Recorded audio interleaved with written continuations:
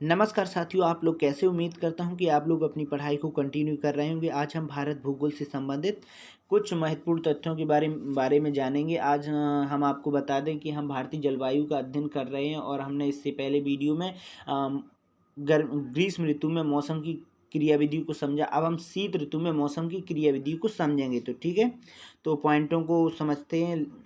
तो पहला पॉइंट यहाँ से हम समझते हैं कि भारत में शीत ऋतु में होने वाली वर्षा 20 दिसंबर से मार्च तक होती है। ठीक है, तो शीत ऋतु में मानसून के दो क्षेत्र होते हैं। पहला पश्चिमोत्तर भारत की पहाड़ी एवं मैदानी भाग, दूसरा है तमिलनाडु के कोरोमंडल तट पर। ठीक है, तो देखते हैं कि शीत ऋतु में वर्षा के दो कारण होते हैं, पश्चिमी विक्षोभ और उत्तर पूर्वी मानसून। ठीक है, इनको हम दोनों को विस्तृत रूप से जानते हैं कि शीत ऋतु में बारिश होती है वो दो ही कारण से भारत में बारिश होती है आपकी, एक पश्चिमी विक्षोभ से और एक उत्तर पूर्वी मानसून से होती है। ठीक है, पहले हम पश्चिम विक्षोभ के बारे में जानेंगे, फिर हम इसके बाद उत्तर पूर्वी मानसून के बारे में जानेंगे। ठीक है, तो यहाँ पर जो शीत ऋतु में हम बात कर रहे हैं कि शीत ऋतु में भारत में किन विक्षोभों से बारिश होती है और किन गतिविधियों से होती है वही जानेंगे। मानसून दो ही भारत में प्रवेश करते हैं शीत ऋतु में, एक तो पश्चिमी विक्षोभ के तहत और दूसरा उत्तर पूर्वी मानसून के तहत। ठीक है, तो इनको हम पहले विस्तृत रूप से जानते हैं। तो हम पहले जानेंगे पश्चिमी विक्षोभ के बारे में। ठीक है, तो पश्चिमी विक्षोभ में पहला प्रश्न यहाँ से बनता है कि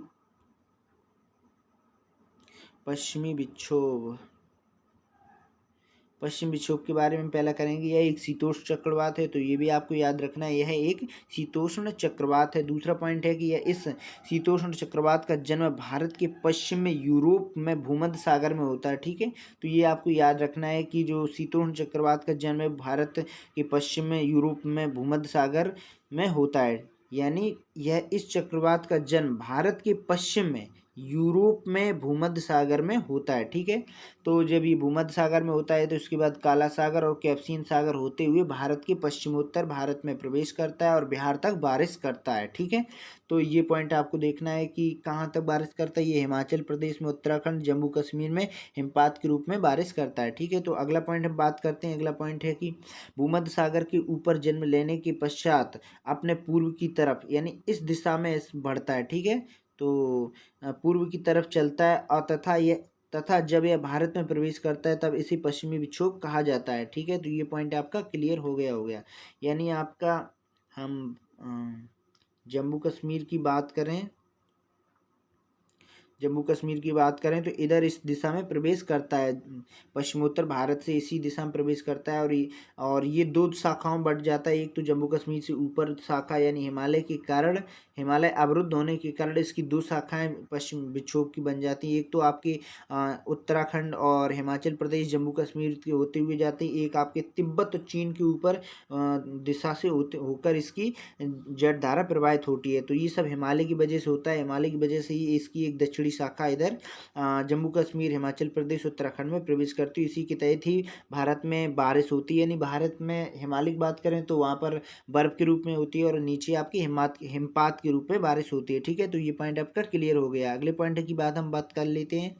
अगले पॉइंट की बात है कि मुख्य रूप से पश्चिमोत्तर भारत में वर्षा करता है और पहाड़ी राज्यों में अर्थात जम्मू कश्मीर में, हिमाचल प्रदेश में, उत्तराखंड में हिमपात के रूप में बारिश करता है तथा मैदानी राज्यों में अर्थात पंजाब, हरियाणा एवं दिल्ली में जल बूंदों के रूप में करता है। ठीक है, तो यही है कि उत्तराखंड, जम्मू कश्मीर और हिमाचल प्रदेश में जो बारिश होती है वो बूंदों के रूप में होती है और जो आपकी हिमालय वहाँ पर हिमपात के रूप में होती है, यानी बर्फ जम जाती है। ठीक है, तो हिमपात का मतलब आप समझ गए होंगे। ठीक है, तो ये पॉइंट आपका क्लियर हो गया। और मैदानी क्षेत्रों में अर्थात पंजाब, हरियाणा, दिल्ली में बूंदों के रूप में होती है। ठीक है, तो ये पॉइंट आपका क्लियर है। अगला पॉइंट की हम बात करते हैं। अगला पॉइंट है कि आमतौर पर जो वर्ष भर हिमालय के उत्तर में, मध्य एशिया, तिब्बत, चीन में धरातल से 6 से 12 किलोमीटर की ऊंचाई पर क्षोभमंडल की सीमा के पास पश्चिम से पूर्व यानी पश्चिम से पूर्व चलने वाली वायु धाराओं को जेट धाराएं या जेट प्रवाह कहते हैं, क्योंकि ये पश्चिम से पूर्व दिशा में बहती हैं, अतः इन्हें पछुआ जेट धारा भी कहा जाता है। ठीक है, तो ये पॉइंट आपका क्लियर हो गया। अगले पॉइंट की हम बात करें कि जब शीत ऋतु में सूर्य दक्षिणायन होकर मकर रेखा पर चला जाता है तब ये जेट धाराएं भी अपने मार्ग में कुछ दक्षिण में आकर प्रवाहित होने लगती हैं और प्रवाहित होने लगती हैं। दक्षिण में आते ही हिमालय इसके मार्ग में अवरुद्ध उत्पन्न करता है तथा ये पछुए जलधारा दो शाखाओं में बढ़ जाती हैं। तो वही मैंने आपको बताया कि ये दो शाखाओं में किस कौन कौन सी दो शाखाओं में बढ़ जाती हैं, पछुए जलधारा की उत्तरी शाखा और पछुए जलधारा की दक्षिणी शाखा। तो वही हम फिर आपको समझा देते हैं। ये आपका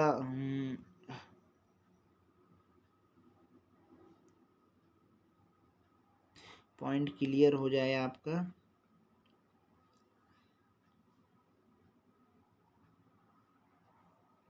ये आपका जम्मू कश्मीर है, ठीक है। तो जम्मू कश्मीर आइए आपका हिमालय है, और हिमालय आपका फैला हुआ है। इससे हमें बात करनी है कि जब पश्चिमी विक्षोभ आता है यानी पश्चिमी जलधारा आती है तो दो शाखाओं में कैसे बट जाता है। एक तो आपकी हिमालय के ऊपर से चलने लगती है इसकी जलधारा, और एक नीचे से चलने लगती है, ठीक है। तो जो ऊपर वाली है उसे हम पछुआ जलधारा की उत्तरी शाखा कहेंगे, यानी आपकी तिब्बत चीन से यानी हिमालय के उत्तर में चलने लगती है, यानी तिब्बत और चीन के ऊपर चलती है। और दूसरी जो आपकी शाखा है वो जम्मू कश्मीर, हिमाचल प्रदेश, उत्तराखंड होते हुए जाती है। ये कब स्थिति बनती है, जब सूर्य दक्षिणायन में होता है तभी ये दो शाखाओं में बढ़ जाते हैं। यानी सूर्य जितना दक्षिणायन में होगा तो इनकी जो धाराएं, जो जेट धारा है वो नीचे दक्षिणी जो शाखा है वो बहुत ही मजबूत होगी। जैसे ही उत्तरायण होने लगता है सूर्य, ये दक्षिणी शाखा अपने आप धीरे धीरे कम होने लगती है और ऊपर ही बहने लगती है। तो ये पॉइंट आपका क्लियर हो गया होगा कि पछुआ जेट धारा की दो शाखाएं कौन सी, उत्तरी शाखा और दक्षिणी शाखा। दक्षिणी शाखा आपकी ये है, दक्षिणी शाखा आपकी ये, और उत्तरी शाखा आपकी ये, ठीक है। तो इनसे हम समझते हैं पॉइंटों को, और अगला पॉइंट हम देखते हैं। अगला पॉइंट है कि पछुआ जलधारा की दक्षिणी शाखा हिमालय के दक्षिण में, ठीक है, हिमालय के दक्षिण में यानी भारत में, भारत के उत्तर भारत के मैदानों में ऊपर से पश्चिम से पूर्व की तरफ प्रवाहित होने लगती है। और वास्तव में ये पछुआ जलधारा की यही शाखा शीत ऋतु में उत्तर भारत के मैदान पर महत्वपूर्ण प्रभाव डालती है, ठीक है। तो ये पॉइंट अगला क्लियर हो गया। अगला पॉइंट की बात करते हैं कि पछुआ जलधारा की ही दक्षिणी विक्षोभ को भारत में लाती है, यानी जो पछुआ जलधारा की पश्चिमी विक्षोभ को भारत में लाती है। और पश्चिमी विक्षोभ भूमध्य सागर के ऊपर जन्म लेता है और काला सागर एवं कैस्पियन सागर से नमी ग्रहण करता है, ठीक है। तो भूमध्य सागर में ये जन्म लेता है पश्चिम विक्षोभ है, और वो आपके काला सागर और कैस्पियन सागर से नमी ग्रहण करके और इस प्रकार से पश्चिम से पूर्व दिशा में प्रवाहित होते हुए भारी मात्रा में बारिश करता है, हिमालय पे हिमपात के रूप में, जबकि मैदानी क्षेत्रों में बूंदों के रूप में बारिश होती है, ठीक है। अगला पॉइंट देखते हैं कि पश्चिमी विक्षोभ में शीत ऋतु में होने वाली वर्षा पश्चिमी भारत से पूर्वी भारत की तरफ कम होती जाती है। परंतु अगर पश्चिम विक्षोभ में आर्द्रता की मात्रा अधिक है तो यह पश्चिमी बिहार तक प्रवेश करती है, ठीक है, यानी वर्षा करती है। तो ये पॉइंट आपका क्लियर हो गया। अगले पॉइंट की हम बात कर लेते हैं।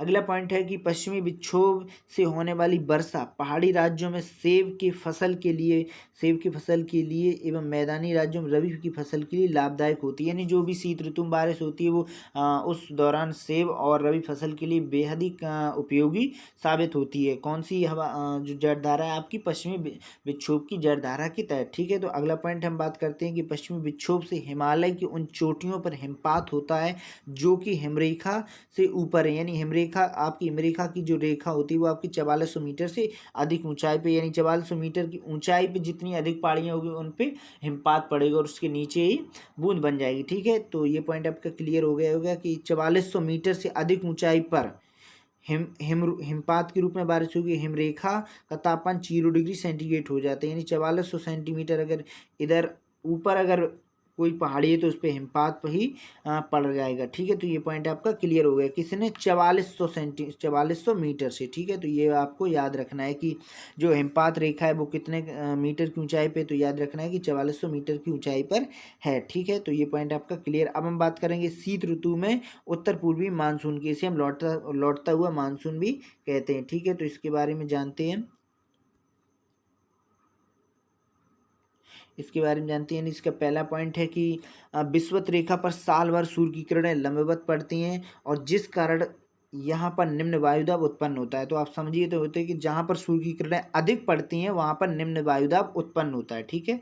ये पॉइंट क्लियर। अगला पॉइंट है कि इन इस निम्न वायुदाब के क्षेत्र में विषुवतीय रेखीय निम्न दाब के क्षेत्र भी कहा जाता है। ठीक है, ये भी कहा जाता है। और इस निम्न वायुदाब के क्षेत्र को भरने के लिए 35 डिग्री और 35 डिग्री उत्तरी, 35 डिग्री दक्षिणी अक्षांश से व्यापारिक पवनें प्रवाहित होने लगती हैं। यानी आपको हम बता दें, ये आपकी पृथ्वी और आपकी ये कर्क रेखा, ये मकर रेखा, 35 डिग्री इधर से और 35 डिग्री इधर से हवाएं इस प्रकार से चलने लगती हैं। तो ये आपको क्योंकि चल रही हैं, क्योंकि सूर्य की जो किरणें इस समय विषुवत रेखा पर लंबवत पड़ी, जिस कारण से यहाँ पर निम्न वायुदाब उत्पन्न हो गए। तो 35 डिग्री उत्तरी और 35 डिग्री दक्षिणी अक्षांश से हवाएं चलती हैं, इन्हें हम व्यापारिक हवाएं कहते हैं। ठीक है, तो यही पॉइंट हम क्लियर कर रहे थे, यानी ये हवाएं व्यापारिक।